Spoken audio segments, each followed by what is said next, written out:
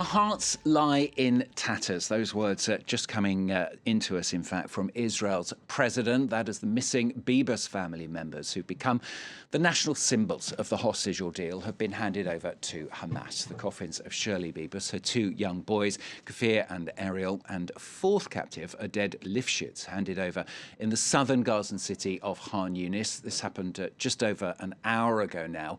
Under the first phase of the ceasefire, 19 Israeli hostages have been released by militants so far.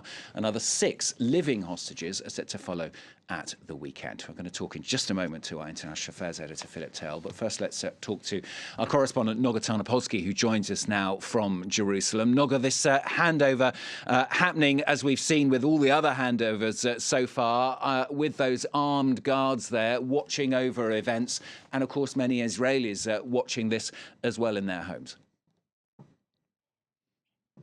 Well, actually, this time was quite different. Israeli television stations did not broadcast this Hamas ceremony, partially at the request of family members who were concerned about the dignity of the dead hostages. And so we're in an ironic situation where Israeli journalists are actually on the air regretting the fact that it wasn't broadcast in Israel, and that the rest of the world saw Hamas's cruelty, those coffins wrapped in black Hamas flags with the pictures of supposedly the hostages who are contained within. We've now found out that the coffins were actually locked and that the keys that Hamas provided for those coffins don't work. So there's a bit of a technical hiccup right now.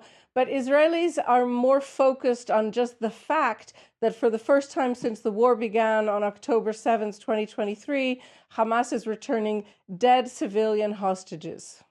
Philip, I mean, we were talking earlier, weren't we, about the significance of the Bibas family and how important they individually have become to this process. This is a very difficult conundrum to try to solve, not only for the Israeli authorities, but also, I think, for media organizations around the world. What do you show, what you don't show, and where do you stop when it comes to the deaths of children? There's nothing worse, I think, in most people's eyes than the death of a young child. In this case, 2 young children, one aged 4 and one aged 9 months, when they were taken hostage on the 7th of October 2023, and many people saying, well, they didn't merit it, they hadn't done anything, they were just innocent victims in the wrong place at the wrong time, along with their mother and their father. The only one who survived out of the whole family is the father, who was released on the 1st of February. So it's not good news for the Israeli authorities on one side, because they haven't managed to free these hostages beforehand. It's not good news for Hamas either, because the finger is being pointed at them by the fact that if there were at least some hostages that merited to be saved, it was certainly the children, the helpless, the innocent, who have nothing to do with the conflict going on between Israel and Hamas. And on that front, they have failed. And then when it comes down to broadcasters like us and others, what do you show in this kind of situation? As we've just heard, Israel is not showing the images of the handing over of these remains, whereas other media organizations around the world are showing them. What support do you give to Hamas in all of that, which is a terrorist organization? But there again, there is a constant need to show information that people are thirsty for images. So where do you stop showing some images, and where do you start showing others? So it's a very difficult situation today. I think what we can say here, Stuart, is that the organization that is coming out of this, really using all of these images and the situation that we are in at the moment to their advantage as best they can in the current circumstances, is Hamas. You see all these pictures of the hostages, like the ones behind me. You see the green Hamas flags being shown during the pictures of the handover. You see masked Hamas fighters showing the Israeli authorities and the rest of the world, well, whatever Israel tries to do, we're still a force to be reckoned with. So it is a very difficult situation, but it's not good news for Hamas, the fact that these hostages are dead, and it's not good news for Israel either, by the fact they didn't get the hostages out before they were killed. Noga, once again, turning to you, I mean, how is this day then being marked there in Israel? Are there events planned to mark the occasion? And then what happens next? What do people start looking for once this is over? Right. I just want to say, I think that we should proceed with the assumption that all hostages anywhere in the world deserve to be saved. I don't think that there are hostages who don't deserve to be saved. In Israel, this is a very difficult day, as you were both just saying. The Forum of Hostage Families will be holding a ceremony, a sort of mournful ceremony this evening at Hostages Square in Tel Aviv. Although it's not yet sure that these bodies will have been finally identified or completely identified by then, so they may not yet be buried. And mostly, it's very interesting to talk to the families of hostages, those who are still alive and those who are not, and those who are still in Gaza and those who've already been freed. All of these families really are pretty much speaking as one voice, saying, we have to keep our eye on the ball. Phase 2 is in the offing. In other words, there are still 6 living Israeli hostages who are slated to be released on Saturday. And following that, there are about 25 Israeli living hostages known to be alive, still being held by Hamas in Gaza, and about 35 after phase 1 is finished. So another 4 dead hostages. There will still be around 35 who are dead. And so these families who have been really fighting hard and publicly for 16 months now are very much focused on getting them all home. You have the sense that they're going to take a breath only when this entire thing is over.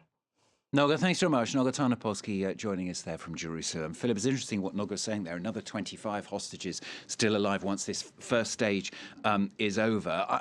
We have had an acceleration, haven't we, in last week, I suppose, of releases. It's difficult to see where this is going now, isn't it? Because we don't know what's happening with phase 2. We don't know whether there's going to be another acceleration. It's all very up in the air. I would say that what we've seen today has cast all of this even more into a danger zone now, because there will be a fueling of desire amongst some in Israel to carry on with this war to wipe Hamas out. They will say, we don't want any more images of Hamas parading, liberating hostages. We want this war to wipe them out completely. That will cast a shadow over future releases of the hostages and pose the question, could this hostage deal, this ceasefire deal, come crashing down at the end of phase 1 before the beginning of phase 2?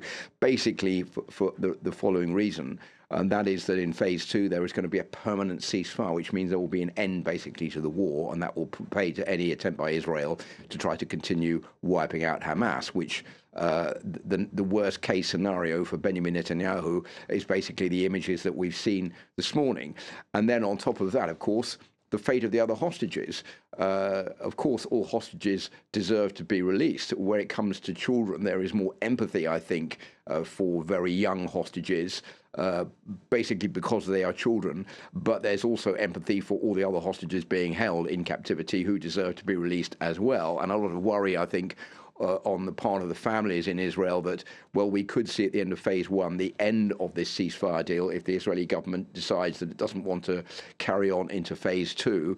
We'll have to wait and see what's happening. There is a meeting taking place today between Arab countries from the Gulf, plus Jordan, plus Egypt, the Israeli ceasefire deal, the Gaza ceasefire deal, is going to be on the menu there, along with Donald Trump's proclamations about the future of Gaza becoming a Riviera. A lot to discuss, and I think a lot of pressure on both Hamas and on the Israeli government to carry on with this ceasefire deal. But we are really in a danger zone right now where it could all come to a halt for very little, very small reasons. And I think that will stoke the fear amongst the families of the remaining hostages that they're not out of the woods yet.